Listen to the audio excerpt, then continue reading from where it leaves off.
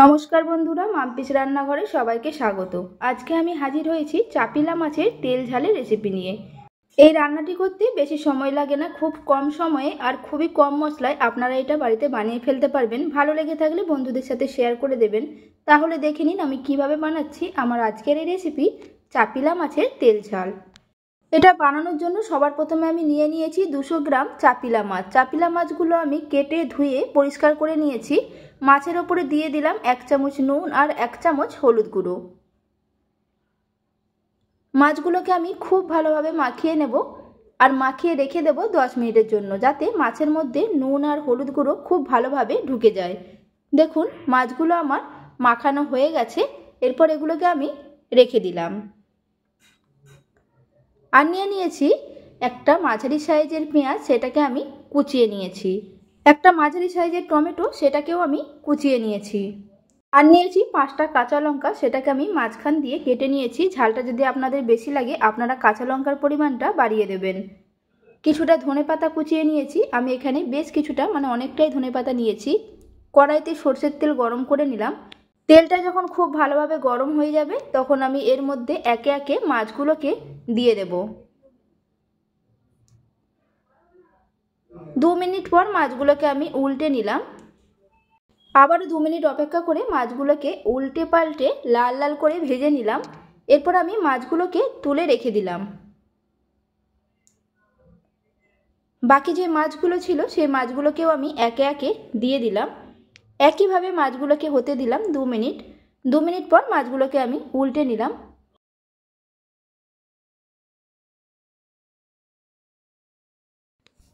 মাছগুলোকে আমি উল্টে পাল্টে লাল লাল করে ভেজে নিয়েছি। মাছগুলো ভাজা হয়ে গেছে। এরপর এগুলোকেও আমি তুলে রেখে দিলাম। ওই একই তেলের জন্য ফোড়নের জন্য দিয়ে দিলাম 1/2 চামচ কালো জিরে। ফোড়নটাকে নাড়াচাড়া করে নিলাম। দিয়ে দিলাম কুচিয়ে রাখা একটা মাঝারি সাইজের পেঁয়াজ। পেঁয়াজটাকে আমি ভেজে নেব 3 থেকে 4 মিনিট। দেখুন পেঁয়াজটা আমার ভাজা হয়ে গেছে। দিয়ে দিলাম 1 চামচ জিরের গুঁড়ো, 1 চামচ লঙ্কার গুঁড়ো, 1 চামচ হলুদ গুঁড়ো আর দিলাম অল্প জল। মশলাটাকে আমি কষিয়ে নেব 3 থেকে 4 মিনিট। এইভাবে এই মাছের ঝাল একবার বানিয়ে দেখবেন, খেতে দারুণ লাগে। দেখুন মশলাটা আমার কষানো হয়ে গেছে, মশলা থেকে তেল ছাড়তে শুরু করেছে। এই সময় দিয়ে দিলাম কেটে রাখা একটা মাঝারি সাইজের টমেটো।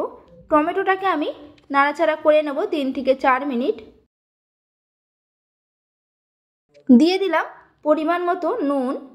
এরপর আমি আবারও 2 থেকে 3 মিনিট নাড়াচাড়া করে নেব। মশলাটাকে এইভাবে কষিয়ে রান্না করলে এই মাছের ঝাল খুবই ভালো হয়। দিয়ে দিলাম পরিমাণ মতো জল। ঝোলটা যেরকম রাখবেন সেরকম পরিমাণে জলটা দেবেন। এই মাছের ঝালটা একটু ঝোল ঝোল হলেই ভালো লাগে খেতে। এরপর এটাকে ঢাকনা আটকে দিয়ে হতে দেব 5 মিনিটের জন্য। 5 মিনিট পর ঢাকনাটাকে আমি খুলে নিচ্ছি। দেখুন ঝোলটা খুব ভালোভাবেই ফুটে উঠেছে। ভেজে রাখা মাছগুলোকে দিয়ে দিলাম। আর দিলাম 5টা চেরা কাঁচা লঙ্কা। দিয়ে দিলাম কুচানো ধনেপাতা। আমি এখানে ধনেপাতার পরিমাণটা বেশি দিয়েছি, কারণ এই মাছের ঝালের মধ্যে ধনেপাতার ভাগটা বেশি দিলে খেতে দারুণ লাগবে। নাড়াচাড়া করে নিয়ে ঢাকনা আটকে আবারও হতে দেব 5 মিনিটের জন্য। 5 মিনিট পর ঢাকনাটাকে আমি খুলে নিলাম। দেখুন ঝোলটা অনেকটাই কমে গেছে। মাছগুলো ঝোলগুলোকে অনেকটাই টেনে নিয়েছে। নাড়াচাড়া করে নিয়ে গ্যাসটাকে আমি বন্ধ করে দেব। রেডি হয়ে গেছে আমার আজকের রেসিপি চাপিলা মাছের তেল ঝাল। এইভাবে একবার বাড়িতে বানিয়ে দেখবেন।